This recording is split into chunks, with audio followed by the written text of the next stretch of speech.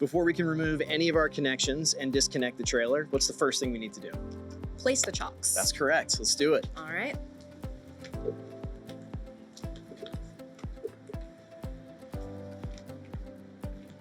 We're going to continue this process by unhitching our trailer. The next thing we're going to do is lower our trailer tongue jack. Exactly. We're going to go ahead and engage our handle here and spin clockwise to bring the jack on down to the ground. Once that jack's on the ground, we can go ahead and lift our connection point here on the tongue.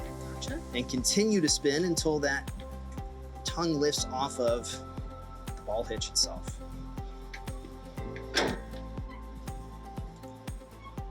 Excellent. Now we're going to remove all of our other connections. We'll start with pulling our 7-pin connector. If you want to kneel down here and help me with the chains, we can take those off.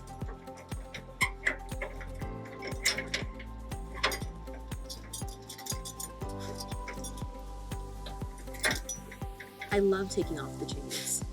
It might be your favorite part. I feel like it's a little tight with the, yeah, sorry. It's all good.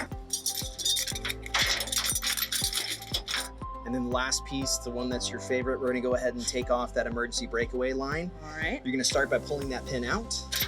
Excellent. And you can unthread it from itself. Gotcha. So just put it back through like I did before. Exactly. And thread it through here. Yep. Whenever we're stowing the breakaway line, you can put it in a secure place or plug it back into its module to make sure it stays where it's supposed to be. Okay. I'll just set it right here. Perfect. Does that work? Yeah, that looks great. Okay, we're gonna hop in the car and pull it forward and make sure that all of our connections are clear. Sounds good. Let's do it. Okay, Adam, before we pull away, let's disengage that parking brake All right. and then take your gear selector from park to drive. All right. Ready to go.